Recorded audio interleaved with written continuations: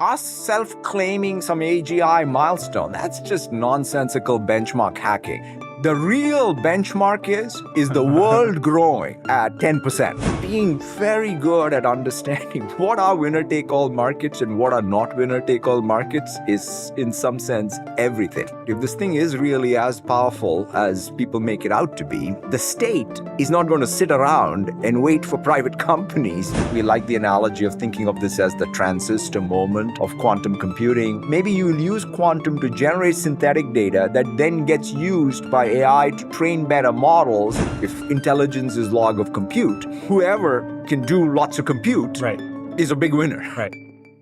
Satya, thank you so much for coming on the podcast. So just in a second, we're going to get to the two breakthroughs that Microsoft has just made. And congratulations, same day in Nature, Majorana Zero chip, which we have in front of us right here, and also the world human action models. But can we just continue the conversation we were having a second ago? So you were describing the ways in which the things you were seeing in the 80s and 90s, you're seeing them happen again. Yeah, I mean, the thing that is exciting for me, Dwarkesh, first of all, it's fantastic to be on your podcast. I'm a big listener, and and it's just fun to be, I love the way that you do these interviews and the broad topics that you explore. It's sort of, to me, it reminds me a little bit of my, I would say, first few years even in the tech industry, starting in the 90s, where there was like real debate about whether it's going to be RISC or CISC, or, hey, are we really going to be able to build servers using even x86? Or, when I joined Microsoft, that was in the beginning of what was Windows NT. Yeah. So everything from the core silicon platform to the operating system to the app tier, that full stack approach, I mean, like, the entire thing is being litigated. And that's, I think, perhaps, you could say cloud did a bunch of that, and obviously distributed computing and cloud did change client server. The web changed massively. But this does feel a little more like maybe more full stack than even the past that at least I've been involved in. When you think about what actually which decisions ended up being the long-term winners in the 80s and 90s and which ones didn't. And especially when you think about, you were at Sun Microsystems, they had an interesting experience with the 90s .com bubble. People talk about this data center build out as being a bubble, but at the same time, we have the internet today as a result of what was built out then. What are the lessons about what will stand the test of time? What is an inherent secular trend? What is just ephemeral? What stands out? Yeah, it's interesting. I mean, I think if I sort of go back even at least the four big transformations that I've been part of, right? If you say the client and the client server, so that's the birth of the graphical user interface and the x86 architecture, basically even allowing us to build servers. It was very clear to me. I remember going to what was PDC in 91. In fact, I was at Sun at that time. And in 91, I went to Moscone, basically that's when Microsoft first described a Win32 interface. And I said it was pretty clear to me what was going to happen, where the server was also going to be an x86 thing, right? So that when you have the scale advantages accruing to something, that's the secular bet you have to place, right? So that, and so what happened in the client was going to happen on the server side, and then you were able to then actually build client server applications, so the app model, and it became clear. Then the web was the big thing for us, which we had to deal with in fact, as soon as I joined Microsoft, I think, what is it, like the browser, the Netscape browser or the Mosaic browser came out, November of 93, right? I think is when, Andreessen and crew sort of had that. And so that was a big game changer. I mean, in an interesting way, just as we were going on what was the client server wave, and it was clear that we were going to win it as well. We had the browser moment. And so we had to adjust. And we did a pretty good job of adjusting to it, right? Because the browser was a new, I'd say, app model. And we were able to embrace it with everything we did, right? Whether it was HTML in Word or build a new thing called the browser ourselves and compete for it, and then build a web server.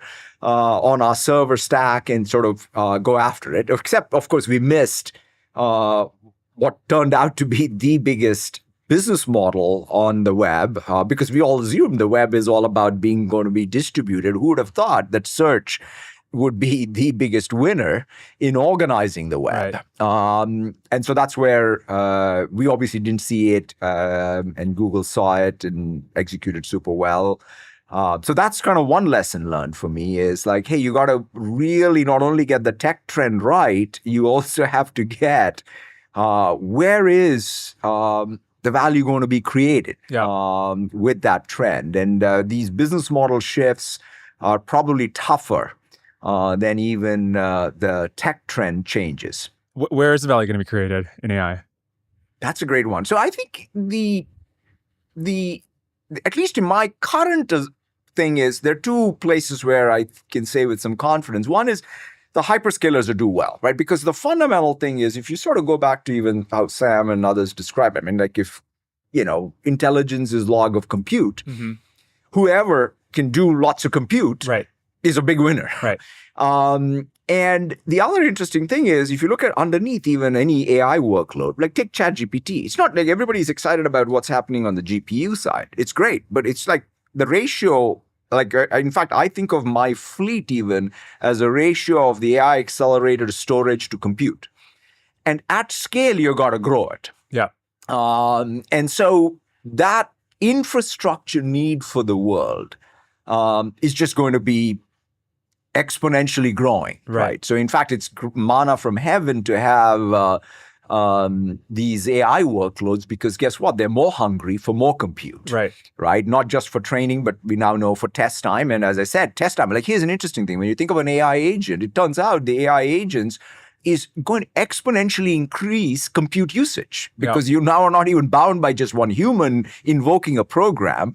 It's one human invoking programs that invoke lots more programs. And so that's going to create massive, massive demand and scale for compute infrastructure. So our hyperscale business, Azure business, I think that's like, and other hyperscalers, I think that's a big thing. Yeah. Then after that, it becomes a little fuzzy because you could sort of say, hey, there is a winner-take-all model.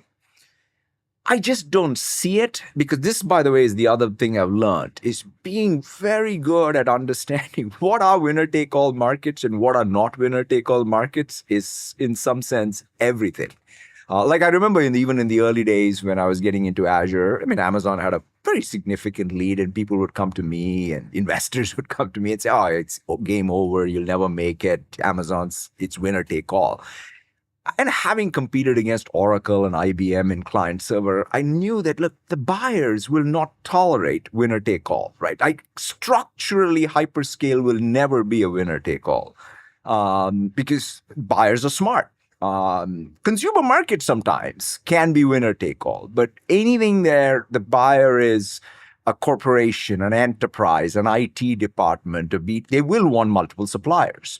And so you got to be one of the multiple suppliers. And so that, I think, is what will happen even in the model side. So there will be open source. There will be a governor. Just like on Windows, one of the big lessons learned for me was if you have a closed source operating system, there will be a complement to it, which will be open source.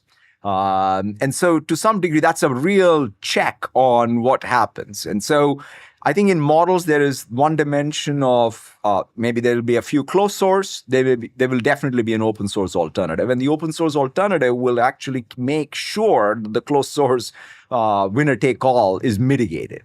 So that's kind of at least my feeling on the model side. And and by the way, let's not discount if this thing is really as powerful as people make it out to be.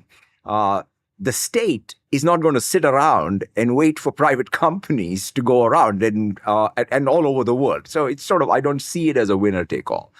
Then above that, I think it's going to be the same old stuff, which is in consumer, in some categories, there may be some winner take all network effect, right? After all, ChatGPT is a great example. Like, I mean, it's kind of like it's an at scale consumer property that is already got real escape velocity, right? I go to the app store and I see, it's always like there in the top 5 and I say, wow, like that's pretty unbelievable. So they were able to use that early advantage and parlay that into an app advantage. And so in consumer, that could happen. In the enterprise, again, I think there will be by category different winners. So that's sort of at least how I analyze it. I have so many follow-up questions.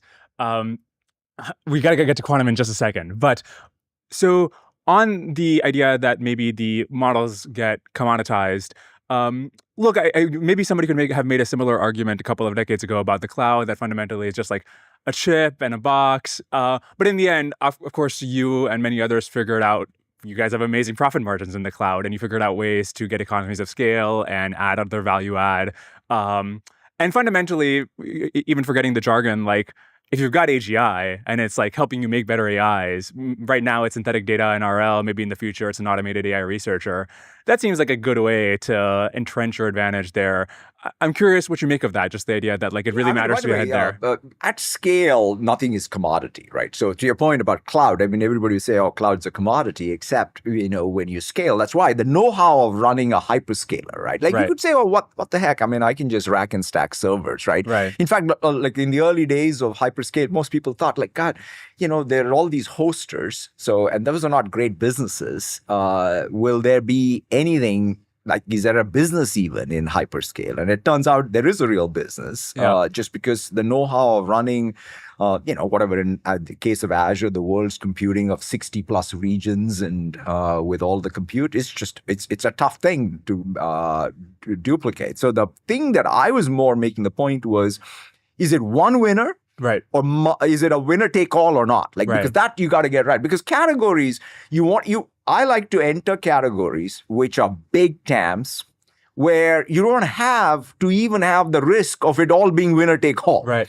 Right. I mean, so if you're running, like the best news to be is in a big market that can accommodate a couple of winners, and you're one of them. Right. So that's what I meant by the hyperscale layer. Got it.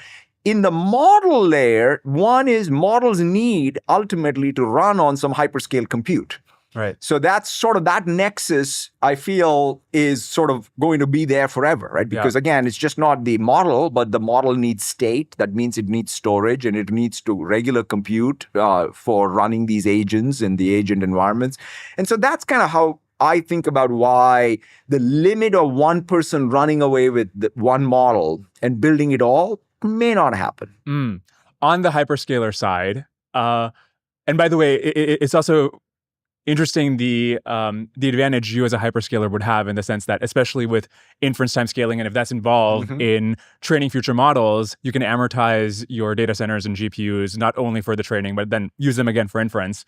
I'm curious what kind of hyperscaler you consider Microsoft and Azure to be. Is it on the pre-training side? Is it on providing the O3 type inference? Or are you just, we're going to host and deploy any single model that's out there in the market, and we are sort of agnostic about that? It's a good point. I mean, so the way we have built out, at least the way we want to build out the fleet is, in some sense, ride Moore's law. Like the way I think that this will just be like what we have done with everything else in the past, right? Which is you kind of every year sort of keep refreshing the fleet.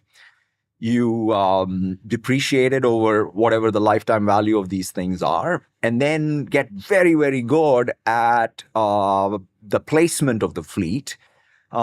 Such that you can run different jobs at it with high utilization, right? So sometimes they are very, big training jobs that need to have highly concentrated peak flops that are provisioned to it, that also need to cohere or what have you. That's great. So we should have enough data center footprint to be able to give that. But at the end of the day, these are all anyway becoming so big, even in terms of, if you say take pre-training scale, and if it needs to keep going, even pre-training scale at some point has to cross data center boundaries. It's all more or less there. So great. Once you start crossing pre-training data center boundaries, is it that different than anything else? Right. So therefore, the way I think about it is, hey, distributed computing will remain distributed. So go build out your fleet such that it's ready for large training jobs. It's ready for test time compute. It's ready. In fact, if this RL thing, the thing that might happen is you build one large model, and then after that, there's tons of like this RL going on and test. To me, it's kind of like, again, more training flops, because you want to create these highly specialized distilled models for different tasks. So you want that fleet. And then the serving needs, right? At the end of the day, speed of light is speed of light. So you can't sort of have one data center in Texas and say, I'm going to serve the world from there. You got to serve the world based on having an inference fleet everywhere in the world. Right. So that's kind of how I think of our, build out a true hyperscale fleet. Oh, and by the way, I want my storage and compute also close to all of these things, because it's not just AI accelerators that are stateless. Because I need to be able to have not just my training data itself needs storage.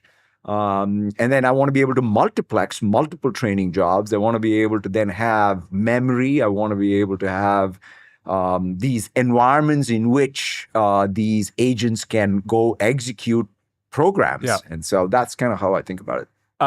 You recently reported that your yearly revenue from AI is $13 billion. But if you look at your year-on-year growth on that, in like 4 years, it'll be 10x that. You'll have $130 billion in revenue from AI if the trend continues.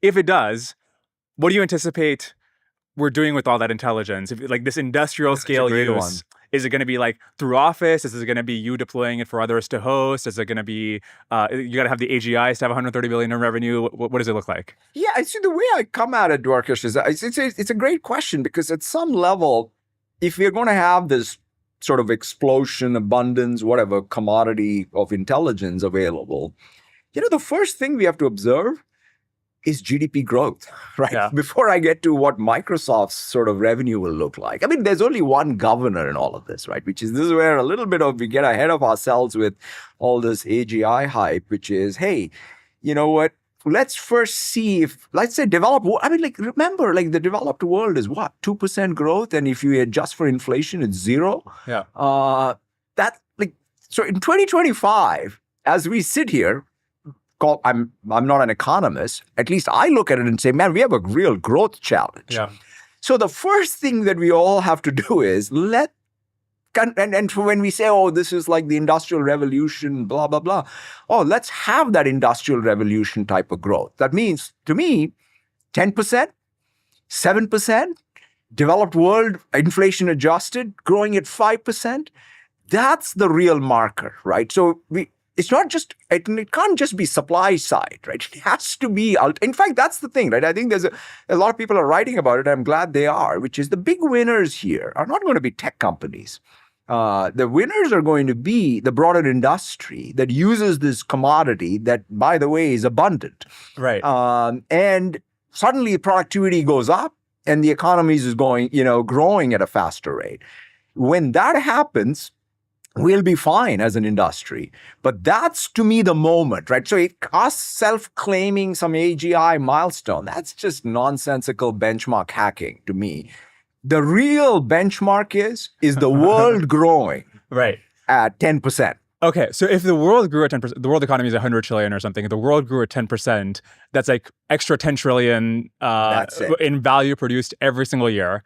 If that is the case, you as a hyperscaler, it seems like 80 billion is a lot of money.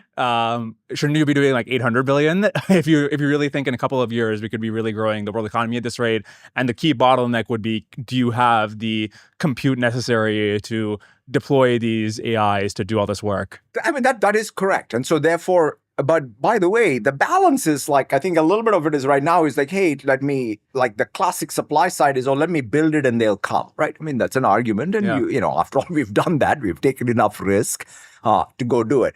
But at some point, the supply and demand have to map.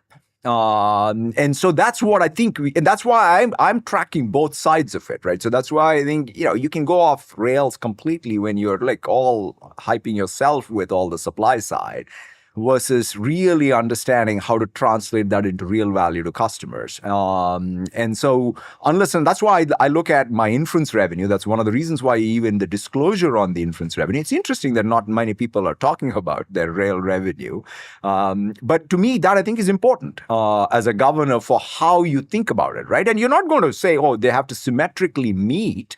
at any given point in time, but you need to have existence proof that you are able to parlay yesterday's, let's call it, capital into today's demand, so that then you can again invest, maybe exponentially even, knowing that you're not going to be completely rate mismatched. Yeah. I wonder if there's a contradiction in these two different viewpoints, because look, I mean, one of the things you've done wonderfully is you make these early bets when there's you invested in OpenAI in 2019, even before there was Copilot and any applications. If you look at the Industrial Revolution, these 6-10% build outs of railways and whatever things, many of those were not like, we've got revenue from the tickets and now we're gonna whatever. There's a lot of money lost. That's true.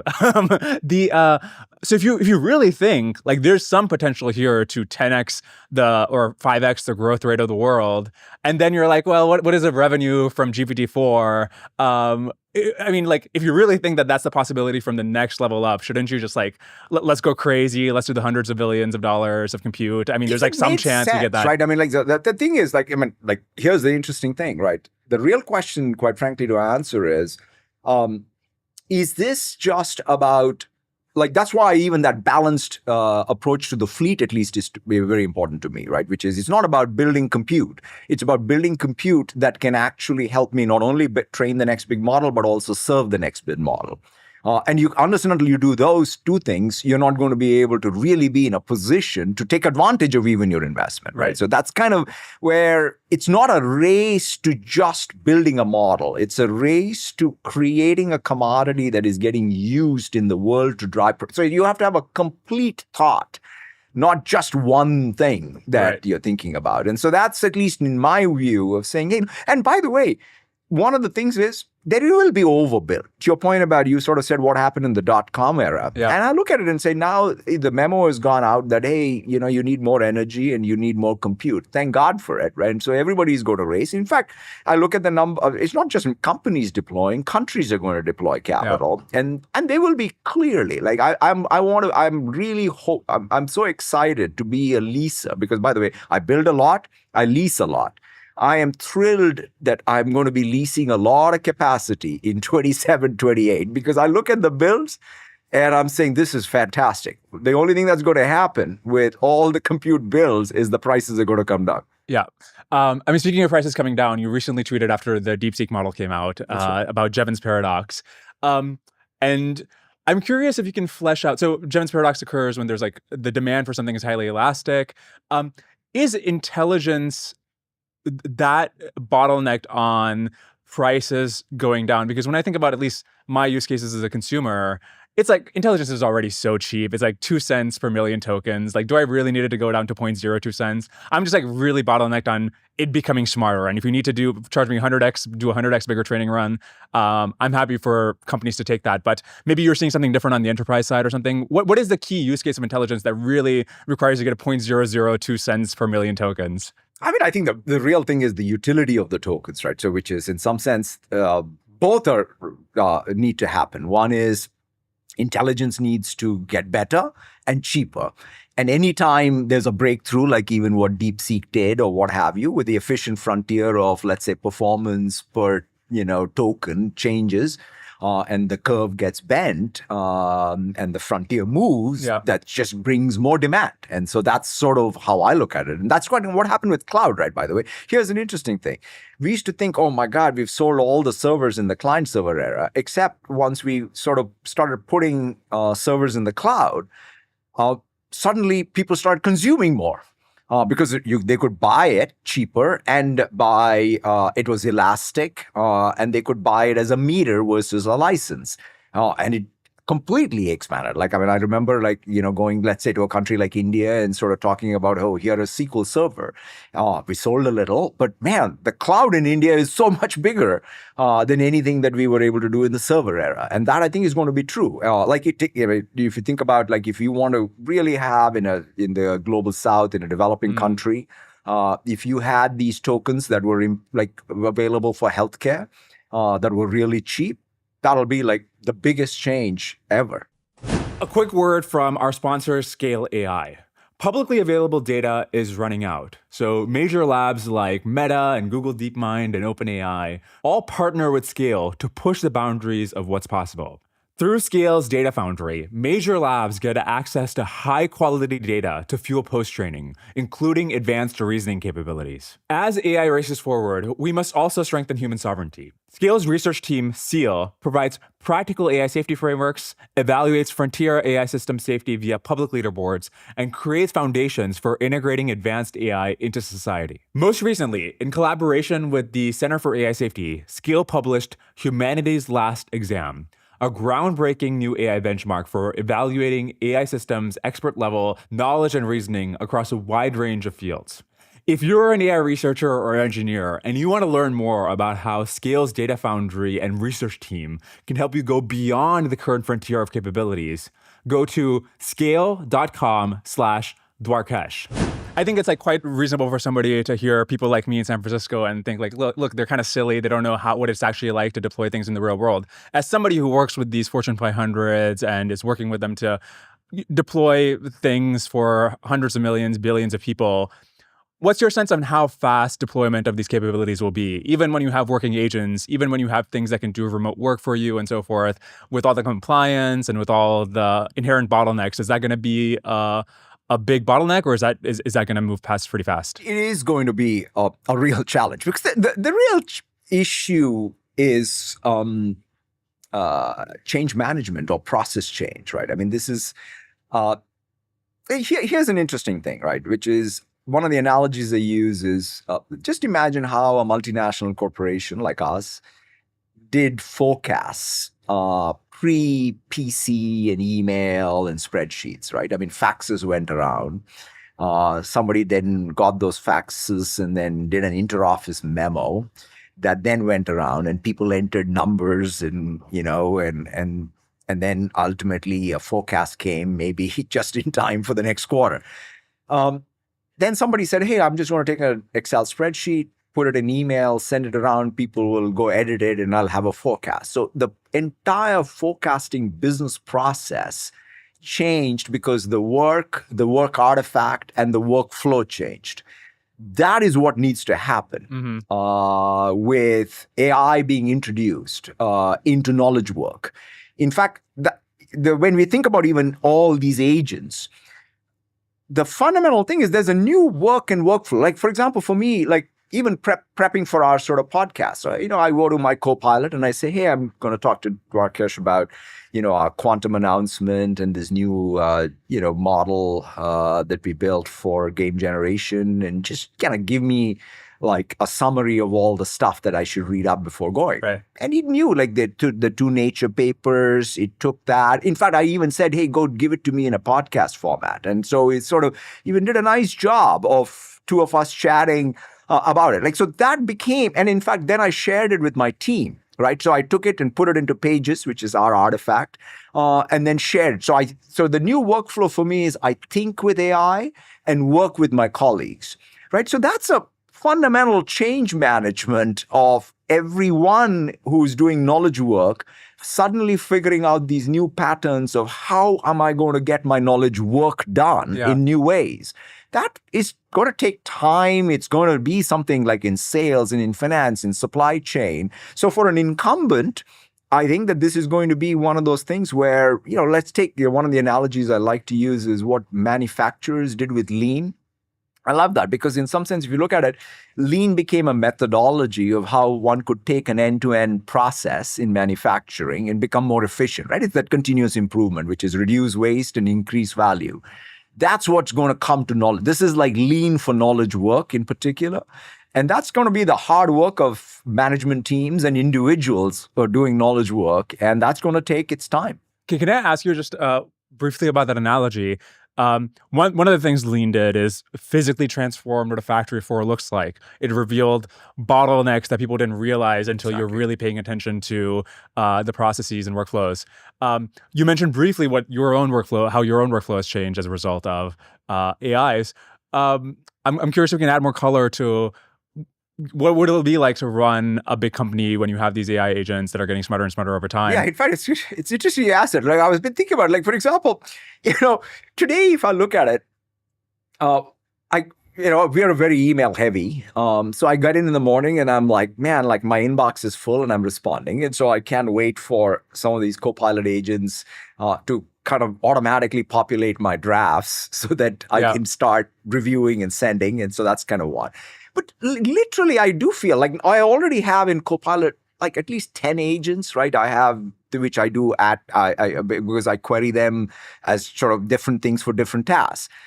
And I feel like there's a new inbox that's going to get created, which is my millions of agents that I'm working with will have to invoke some exceptions to me, notifications to me, ask for instructions. So at least what I'm thinking is that there's a new scaffolding, which is the agent manager is going to be that one. Like, it's not just a chat interface. I kind of need a smarter thing than chat interface to manage all the agents and their dialogue. So that's why I think of this Copilot as the UI for AI is a big, big deal. And each of us is going to have it as, so basically think of it as there is knowledge work and there's a knowledge worker, right? The knowledge work may be done by many, many agents, but you still have knowledge worker who is dealing with all the knowledge workers. And that, I think, is the interface that one has to build. Yeah, I mean, I'm sort of curious about, like, you're one of the few people in the world who can say that you have access to 200,000, you have this like swarm of intelligence around you in the form of Microsoft, the company, and all its employees. And you have to manage that, and you have to how to interface with that, how to make best use of that. Hopefully more of the world will get to have that experience in the future. I'd be curious about how your inbox, if that means everybody else's inbox will look like yours in the morning. Okay, before we get to that, I want to keep asking you more about AI, but I really want to ask you about the big breakthrough in quantum that Microsoft researchers announced. So, can you explain what's going on here? This has been another 30-year journey for us. It's unbelievable. Like, I'm the third CEO of Microsoft who's been excited about quantum. I think the fundamental breakthrough here, or the vision that we've always had, is you need a physics breakthrough in order to build a utility scale quantum computer that works. And so we took that path, which was the path of sort of saying, look, the one way for having that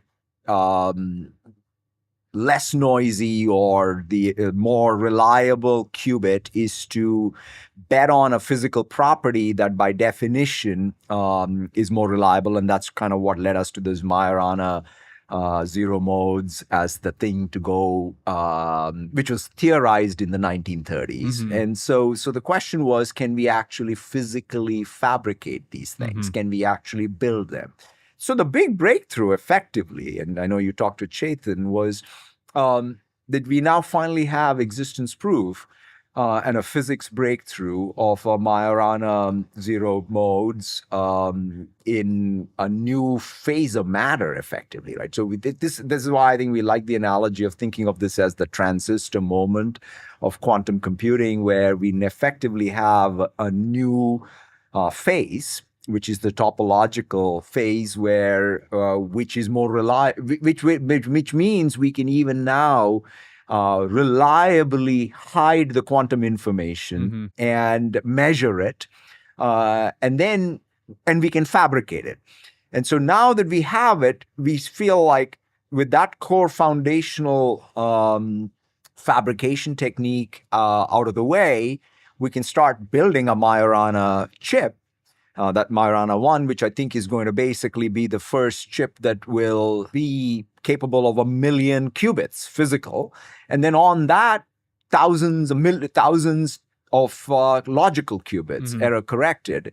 And then it game on, right? So then you suddenly have now got the ability to build a real utility scale quantum computer. And that, to me, is now so much more feasible, right? We've been working, because without something like this, you will still be able to achieve milestones, but you'll never be able to build a utility scale computer. And so that's why we're excited about it. Amazing. And by the way, I believe this is it right here. That is it, yeah. Yes. Yeah, I forget now. Are we calling it Majorana? Yeah, that's right, Majorana 1. And I'm glad we named it after that. And this is the, to think of the fact that we are able to build like something like a million qubit quantum computer in a thing of this size is just unbelievable. Like, that, and that's, I think, the crux of it, right? Which is unless and until we could do that, you can't dream of building a utility scale quantum computer. And you're saying the eventual million qubits will go on a chip this size? That's right. Okay, amazing. Yeah.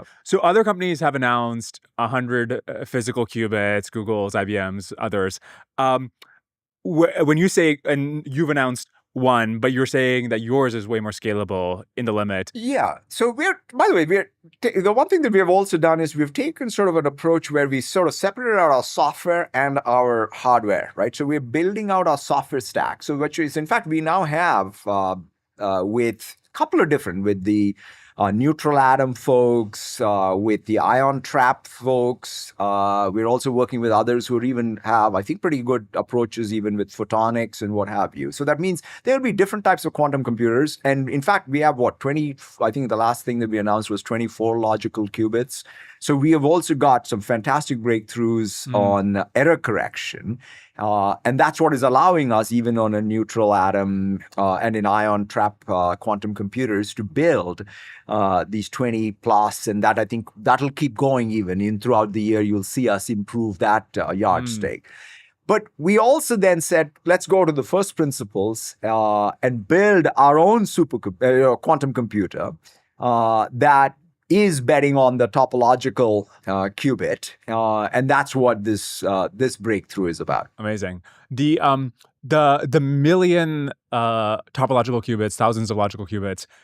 What is the estimated timeline to scale up to that level? What is the Moore's law here? If you've got the first transistor, look like? Like, we've obviously been working on this for 30 years. I'm glad we now have the fabrication, the physics breakthrough and the fabrication breakthrough. I wish we had a quantum computer, because, by the way, the first thing the quantum computer will allow us to do is build quantum computers, because it's going to be so much easier to simulate atom by atom construction of these new quantum gates, essentially. But in any case, to me, I think the next real thing is, now that we have the fabrication technique, let us go build that first fault-tolerant quantum computer.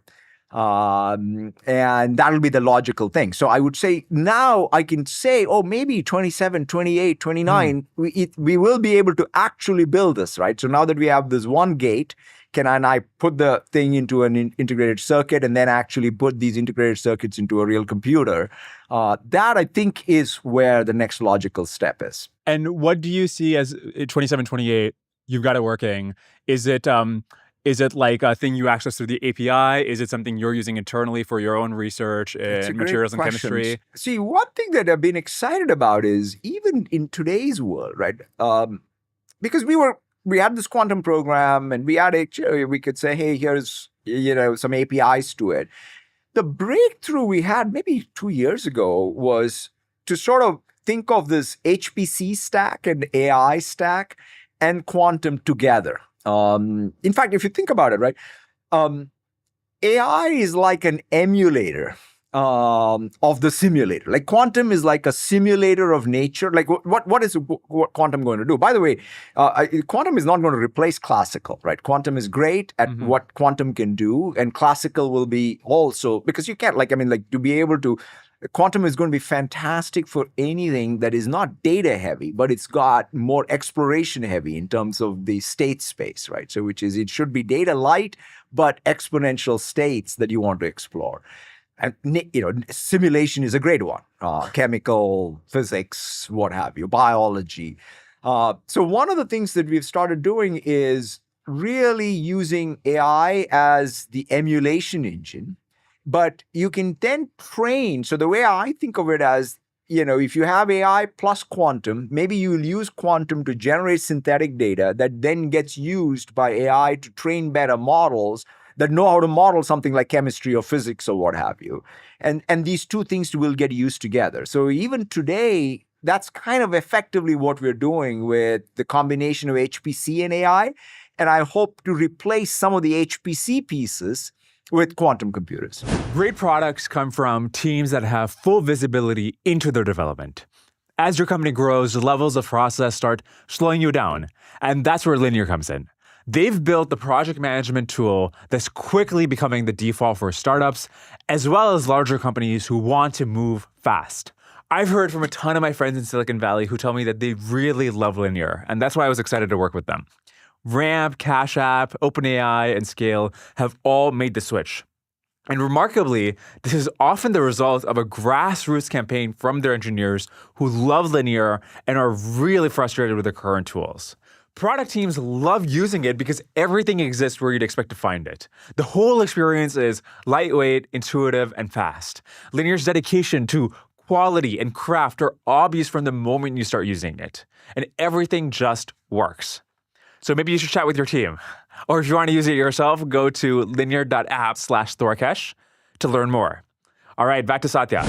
Can you tell me a little bit about how you make these research decisions, which in 20 years' time, 30 years' time, will actually pay dividends, especially at a company of Microsoft's scale? Obviously, you're in great touch with the technical details in this project. Is it feasible for you to do that with all the things Microsoft Research does? And how do you the current bet you're making that will pay out in 20 years? How does it just have to emerge organically through the org, or are you how are you keeping track of all this? Yeah, I mean, the thing that I feel which was fantastic is what Bill sort of, when he started MSR back in 95, I guess, it's like, look, I think in the long history of these curiosity-driven research organizations, to just do a research org that is about fundamental research. And MSR over the years has built up that institutional strength. So when I even think about capital allocation or budgets or what have you, you kind of sort of first put the chips in and say, hey, look, here is MSR's budget. And we got to go at it each year, knowing that most of these bets are not going to pay off in any finite time frame. It may be the sixth CEO of Microsoft who will benefit from it. And that's, I think, that's kind of in tech that is, I think, a given. The real thing that I think about is when the time has come for something like quantum or a new model or what have you, can you capitalize? So as an incumbent, if you sort of look at history of tech, it's not that people who didn't invest. It is like you need to have a culture that knows how to take an innovation and scale it. That's the hard part, quite frankly, for CEOs and management teams, which is kind of fascinating, right? Which is it's as much about good judgment and it's about good culture. And, sometimes we've gotten it right, sometimes we've gotten it wrong, right? I mean, I can tell you the 1,000 projects from MSR that were, we should have probably led with, but we didn't. And I always ask myself, why? And it's because we were not able to get enough sort of conviction and that complete thought of how to not only take the innovation, but make it into a useful product with a business model that we can then go to market with. That's the job of CEOs and management teams, is not to just be excited about any one thing, but to be able to actually execute on a complete thing. And that's easier said than done. When you mentioned the possibility of 6, or I guess 3 subsequent CEOs of Microsoft, if each of them increases the market cap by an order of magnitude, but by the time you've got the next breakthrough, you'll be like the world economy or something. Or remember, the world is going to be growing at 10%, right. So we'll be fine. Let's dig into the other big breakthrough you've just made, and it's amazing that you have both of them coming out the same day in your gaming world models. I'd love if you can tell me a little bit about that. I think we're going to call it Muse, as what I learned is they're going to be the model of this world action or human action model, and this is very cool. See, one of the things that, obviously Dolly and Sora have been unbelievable in what they've been able to do in terms of generative models. And so one thing that we wanted to go after was using gameplay data. Can you actually generate games that are both consistent and then have the ability to generate the diversity of what that game represents, and then are persistent to user mods, right? So that's what this is. And so they were able to work with one of our game studios, and this is the other publication in Nature. And the cool thing is, what I'm excited about is bringing, so we're going to have a catalog of games soon that we will start sort of using these models, or we're going to train these models to generate. And then start playing them. And in fact, when Phil Spencer first showed it to me, where, he had an Xbox controller and this model basically took the input and generated the output based on the input. And it was consistent with the game. And that to me is a massive, moment of wow. It's kind of like, the first time we saw ChatGPT complete sentences, or Dolly draw, or Sora. This is kind of one such moment. Yeah, and I only got a chance to see some of the videos and the real-time demo this morning with your lead researcher Katya on this, and only once I talked to her did it really hit me how incredible this is, in the sense that we've used AI in the past to model agents, and just using that same technique to model the world around the agent and give this consistent real time. We'll superimpose videos of what this looks like atop this podcast so people can get a chance to see it for themselves. I guess it'll be out by then, so they can also watch it there. This in itself is incredible. You, through your span as CEO, have invested tens, hundreds of billions of dollars in building up Microsoft Gaming and acquiring IP. And in retrospect, if you can just merge all of this data into one big model that can give you this experience of visiting and going through multiple worlds at the same time, and if this is the direction gaming is headed, seems like a pretty good investment we haven't made. Did you have any premonition about this, or a good coincidence? No, I mean, I wouldn't say that we invested in gaming to build models. I mean, that we invest. Quite frankly, here's an interesting thing about our history. We built our first game before we built Windows. Right, Flight Simulator was a Microsoft product long before we even built Windows. So gaming has got a long history at the company, and we want to be in gaming for gaming's sake. And that's I always start by.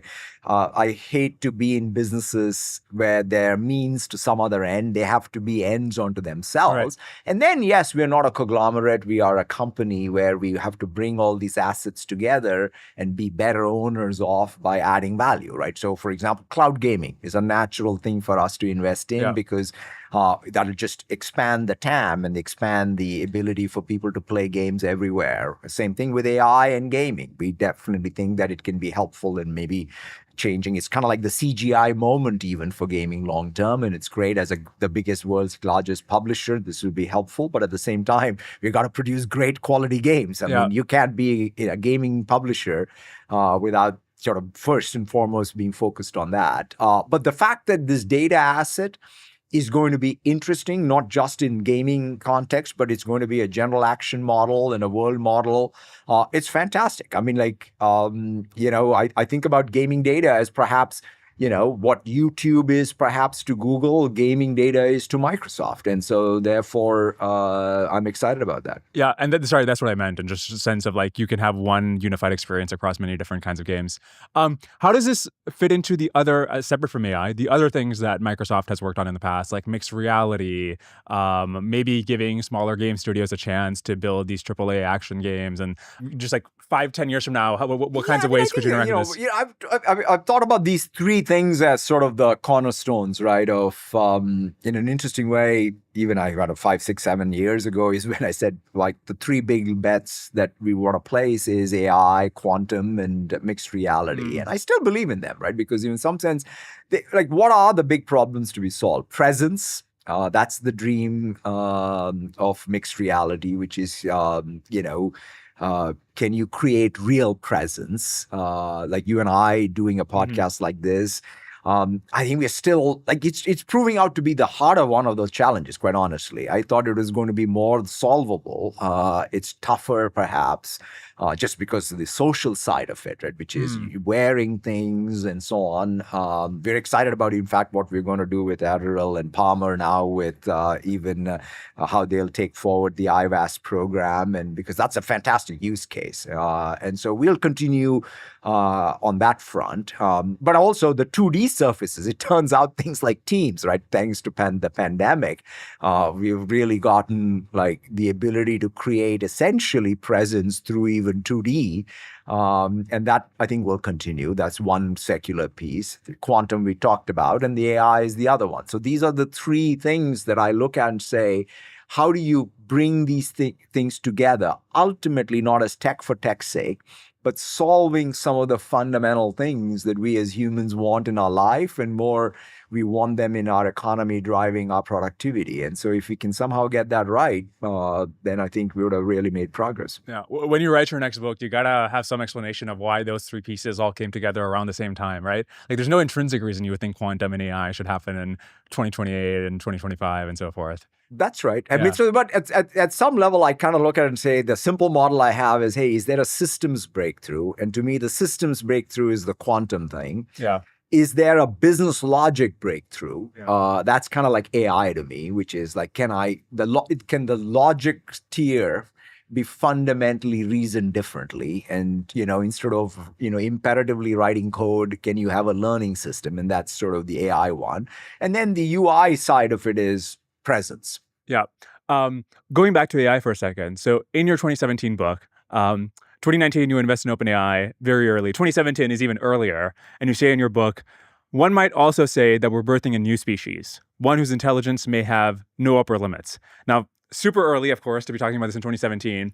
We so far have been talking in sort of like a granular fashion about agents and Office, Copilot, and CapEx and so forth. But we just zoom out and consider this statement you've made, and you think about like you as somebody who, as a hyperscaler, as the person doing research in these models as well, providing training, inference research for building a new species. Like, in the grand scheme of things, how do you think about this? Do you think we're headed towards superhuman intelligence in your time as CEO? I think even Mustafa uses that term. In fact, he's used that term more recently around what this new species. The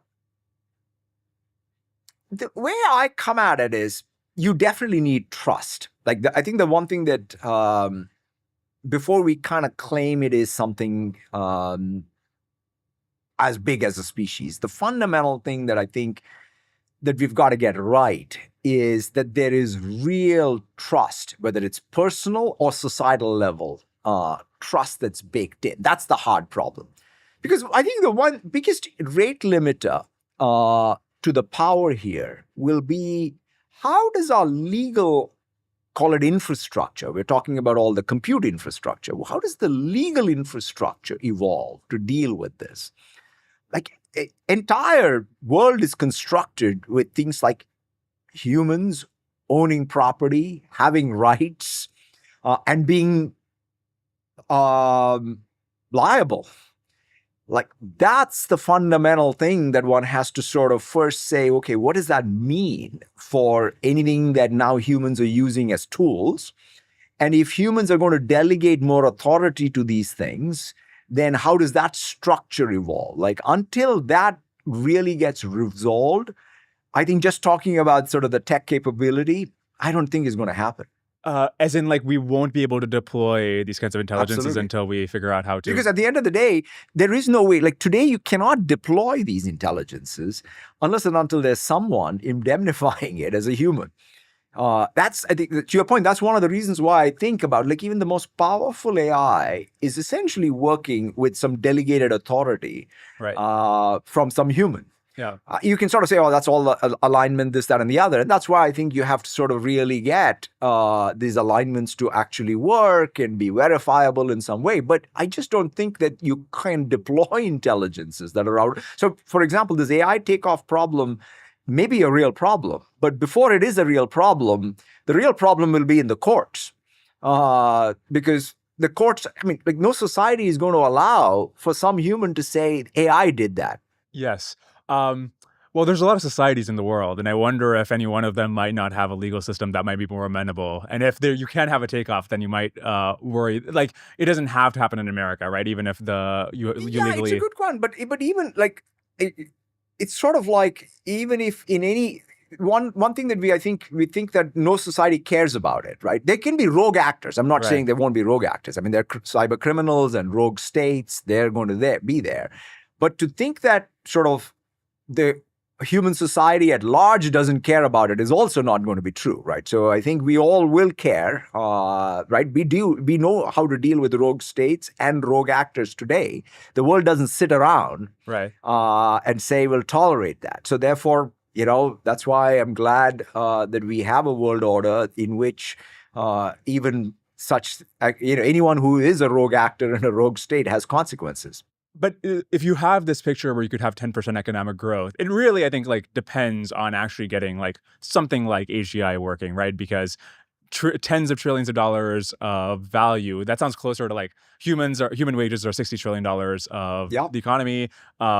Getting that magnitude is just like you kind of have to automate labor or supplement labor in a very significant way. If that is possible, and once you figure out the legal ramifications for it, it's like seems quite plausible even within your tenure that we figure that out.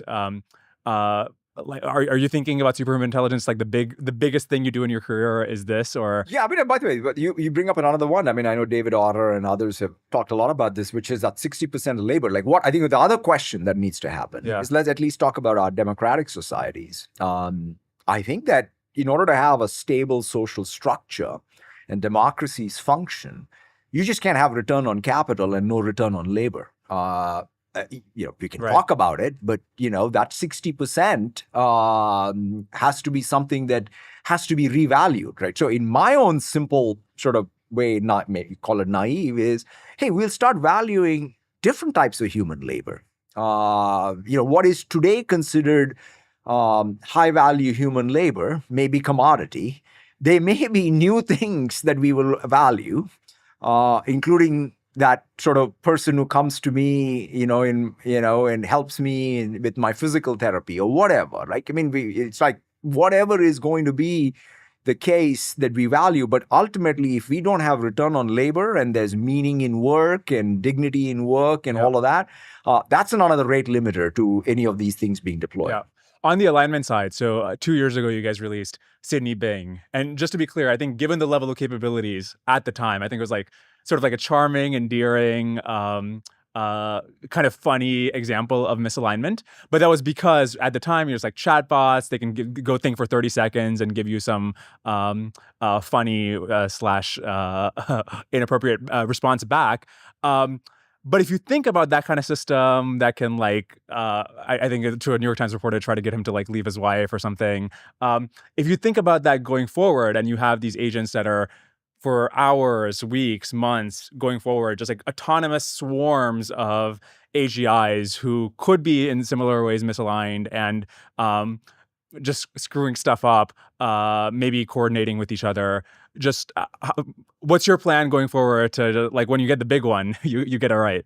Oh yeah, that is correct. And so that's one of the reasons why I think when we even allocate compute, let's allocate compute for what is that alignment challenge. And then more importantly, what is the runtime environment in which you are really going to be able to monitor these things, the observability around it. Like that, by the way, like we do deal with a lot of these things today in the classical side of the things as well, like cyber, right? We just don't write software and then just let it go, right? You have software and then you monitor it. You monitor it for cyber attacks. You monitor it for, fault injections and what have you. And so therefore, I think we will have to build enough software engineering around the deployment side of these.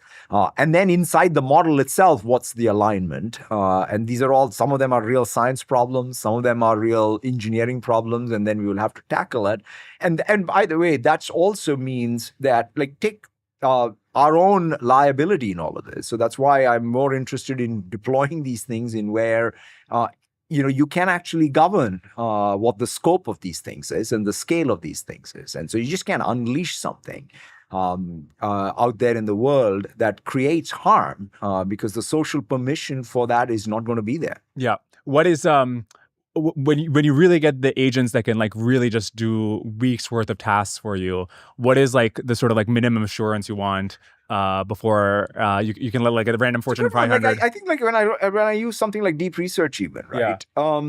the minimum assurance I think we want is before we especially have physical embodiment of anything. That I think is kind of one of those thresholds when you cross. That might be one place. Then the other one is, for example, the permissions of the runtime environment in which this is operating. You may want guarantees that it's sandboxed, it is not going and out of that sandbox. I mean, we already have like web search and we already have the out of the sandbox now. But even the what it does with web search and what it writes. So like, for example, like to your point about like, hey, if it's just going to write a bunch of code in order to do some computation, where is that code deployed? And is that code ephemeral for just creating that output versus just going and springing that code out into the world? Those are things that you could, in the action space, actually go control. Yeah. And separate from the safety issues, as you think about your own product suite, and you think about like, if you do have AIs as powerful, at some point, it's not just like Copilot in the example you mentioned about how you were prepping for this podcast. It's more similar to like how you actually delegate work or work to your colleagues. What does it look like, given your current suite, to add that in? And I mean, there's one question about whether LLMs get commodified by other things. I wonder if these like databases or canvases or Excel sheets or whatever, if the LLM is your main gate point into accessing all these things, is it possible that the LLMs commodify Office? Yeah, I mean, it's possible to see. It's an interesting one, right? I think the way I think about the first phase, at least of it, would be, can the LLM help me do my knowledge work using all of these tools or canvases more effectively? Like, one of the best demos that I've seen is a doctor getting ready for a tumor board workflow, right? So she's going in to a tumor board meeting, and so one of the first things she uses Copilot for is to create an agenda for the meeting, because the LLM helps reason about all the cases which are in some SharePoint site, and says, hey, these cases, obviously, a tumor board meeting is a high stakes meeting where you want to be mindful of the differences in cases so that you can then allocate the right time, right? So even that reasoning task of creating an agenda that knows even how to split time. Super. So I use the LLM to do that. Then I go into the meeting. I'm in a Teams call with all my colleagues. Guess what? I'm focused on the actual case versus taking notes, because you now have this AI Copilot doing a full transcription of all of this, and just basically an intelligent, it's not just a transcript, but think of it as a database entry of what is in the meeting that is recallable for all time, right? So then she comes out of the meeting, having sort of discussed the case and not being distracted by note-taking. And she's a teaching doctor. She wants to go and prep for her class. And so she goes into Copilot and says, hey, take my tumor board meeting and then to create a PowerPoint slide deck out of it so that I can talk to my students about it. So that's the type.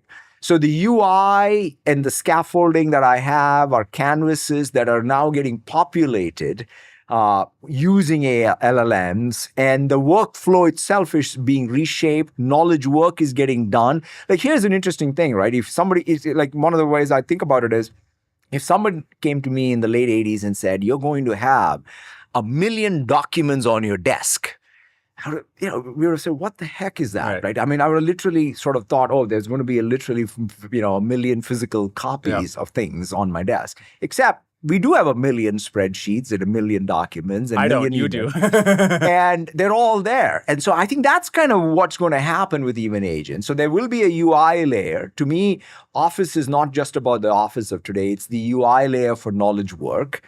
It'll evolve as the workflows evolve. That's what we want to build.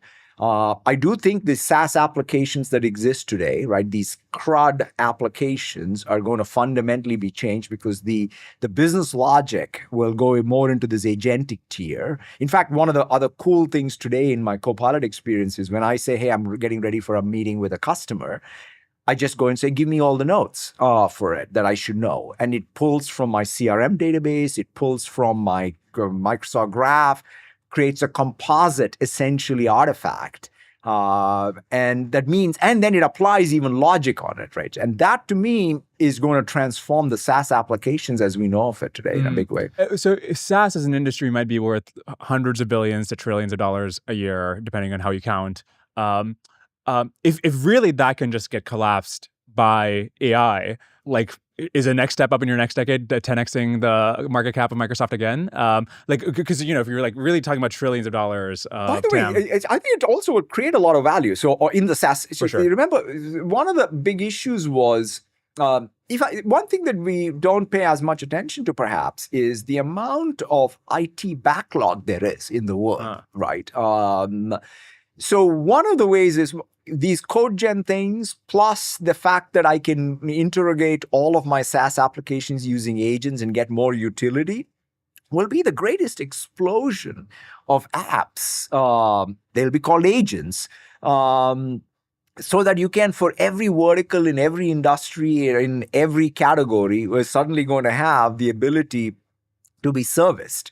So there's going to be a lot of value. I think you can't stay still, which is you can't say the old thing of, I schematize some narrow business process and I have a UI in the browser and that's my thing. That ain't going to be the case. You have to sort of go up stack and say, what's the task that I have to participate in? And so you will want to be able to take your SaaS application and make it a fantastic agent that participates in a multi-agent world. And as long as you can do that, then I think you can even increase the value. Can I ask you about some questions about your time at Microsoft? Yeah. Is being a company man underrated? So you've spent most of your career at Microsoft, and look, you could say maybe one of the reasons you've been able to add so much value is you've seen the culture and the history and the technology and have all this context by rising up through the ranks. Should more companies be run by people who have this level of context? That's a great question. I mean, I've not thought about it that way. But yeah, I mean, I have sort of, through my 34 years now of Microsoft, it has basically been that each year I felt more excited about being at Microsoft versus thinking that, I'm a company person or what have you, right? I mean, that is not I didn't go in there and saying it is about, and I take that seriously even for anybody joining Microsoft. That means it's not like they're joining Microsoft as long as they feel that they can use this as a platform for their both economic return, but also a sense of purpose and a sense of mission that they can accomplish by using us as a platform, right? So therefore, that's the contract. So I think, yes, companies can, have to create a culture that allows people to come in and become company people like me. Yeah. And Microsoft got it more right than wrong, at least in my case. And I hope that remains the case. Well, how do you, the sixth CEO that you're talking about that will get to use the research you're starting now, what are you doing to retain the future Satya Nadellas so that they're in a position to become the future leaders? Yeah, it's kind of fascinating. This is our 50th year, and I think a lot about it, right? And the way to think about, I think longevity is not a goal. Relevance is. Yeah. And so I think the thing that I have to do, and all 200,000 of us have to do every day, is are we doing things that are useful and relevant for the world as we see it evolving, not just today, but tomorrow. We have to basically, and we live in an industry where there's no franchise value, right? So that's the other hard part, which is if you take the R&D budget that we will spend this year is all about it's all speculation on what's going to happen 5 years from now. And so you got to basically go in with that attitude that saying, look, we are doing things that we think are going to be relevant. And so that's what you got to focus on. And then know that there's a batting average and you're not going to get, you have to have high tolerance for failure. That's the other thing, which I think is unlike you have to be able to sort of take enough shots on goal to be able to say, okay, we will make it to the other side as a company. And that's what makes it tricky in this industry. I mean, speaking of, you just mentioned that you're, 2 months away from your 50th anniversary of Microsoft's founding.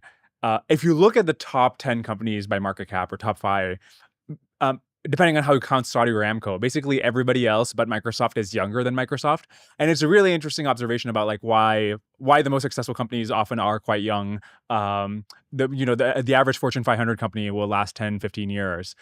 What has Microsoft done to remain relevant for this many years? How do you keep refounding? That is I love that. Even Rita Hoffman uses that term. I love that refounding thing, and I think that's the mindset. Like, I mean, people talk about founder mode, and I think for us, mere mortal CEOs and others, it's more like, hey, the refounder mode. And I think that it's to be able to see things again in a fresh way. I think is the key to me. And so, to your question, can we culturally create an environment where refounding becomes a habit thing, right? Which is like every day we come in and say, yeah, we feel we have that stake in this place to be able to change the core assumptions of what it is that we do and how we relate to the world around us. And do we give ourselves permission? I think many times companies feel over-constrained by either business model or what have you. And you just have to unconstrain yourself. If you did leave Microsoft, what company would you start? Company I would start, man. Like, that's where the company man and me sort of says, I'll never leave Microsoft. I think that if I were thinking of doing something, like, I think picking a domain that has, like, when I look at the dream of tech, right? We always have said technology is about the biggest, greatest democratizing force. I feel like finally we have that ability. If you sort of say those tokens per dollar per watt is sort of what we can generate, I would love to find like some domain in which that can be applied, where it is so underserved. That's where healthcare, education, public, like, by the way, the other place is public service. I mean, your public sector would be another place where if you take those domains, which are the underserved places where my life as a citizen of this country or a member of this society or anywhere, what would I be better off if somehow all this abundance translated into better healthcare, better education, and better public sector institutions serving me as citizens? That would be a place. One thing I'm not sure about hearing your answers on different questions is whether you think AGI is a thing, in the sense of like, will there be a thing which automates at least like starting with all cognitive labor, like anything that anybody can do on a computer? See, this is where my problem with the definitions of how people talk about it is cognitive labor is not a static thing, right? Like, there is cognitive labor today.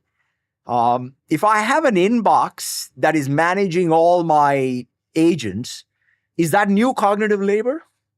And so today's cognitive labor may be automated. What is the new cognitive labor that gets created?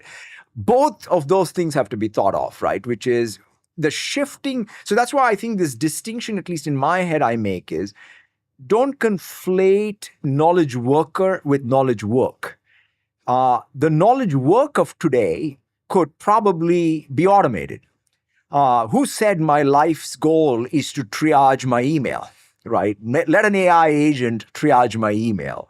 But after having triaged my email, give me a higher level cognitive labor task of, hey, these are the 3 drafts I really want you to review. Like, that's a different abstraction. But will AI ever get to the second thing? May, but as soon as it gets to that second thing, there will be a third thing, right? So this is where I think, why are we sort of thinking somehow that we have dealt with tools that have changed what is cognitive labor in history?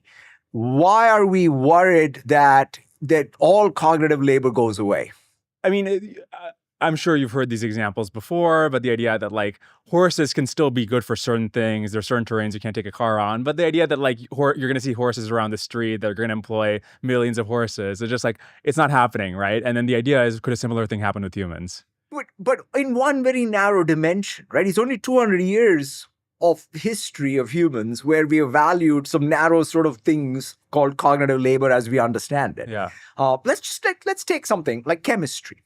right? If this thing like quantum plus AI really helped us sort of do a lot of novel material science and so on, yeah, that's fantastic to have novel material science being done by it. Does that really somehow take away from sort of all the other things that humans can do? Right? So why can't we exist in a world where there are powerful cognitive machines, knowing that our cognitive agency is not being taken away?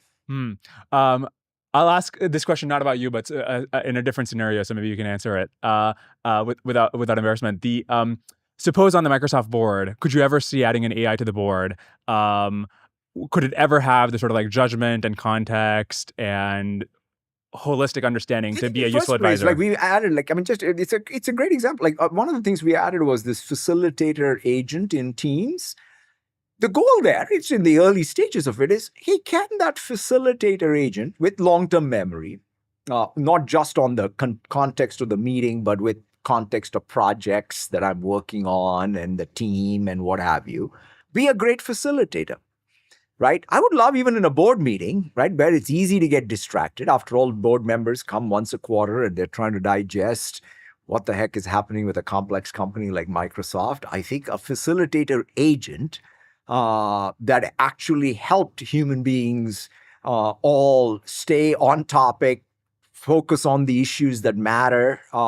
That's fantastic, right? That's kind of literally having, to your point about even going back to your previous question, having something that has infinite memory, and then that can even help us. You know, after all, what is that Herbert Simon thing, right? Which is, we are all like bounded rationality, right? So if the bounded rationality of humans can actually be sort of dealt with because there is a cognitive amplifier outside, that's great. Speaking of the materials and chemistry stuff, I think you said recently that you want in the next 250 years of progress in those fields to happen in the next 25 years. Now, when I think about what's going to be possible in the next 250 years, I'm thinking like space travel and space elevators and immortality and cure all diseases. Next 25 years, you think?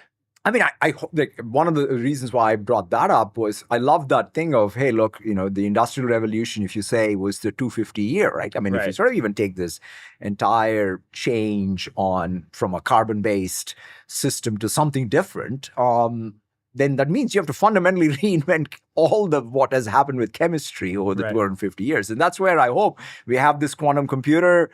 This quantum computer helps us get to new materials, and then we can fabricate those new materials that help us with all of the challenges we have on this planet. And then I'm all for interplanetary travel. Amazing. Satya, thank you so much for your time. Thank this you is so wonderful. much, Rakesh. It's wonderful. Thanks. Great.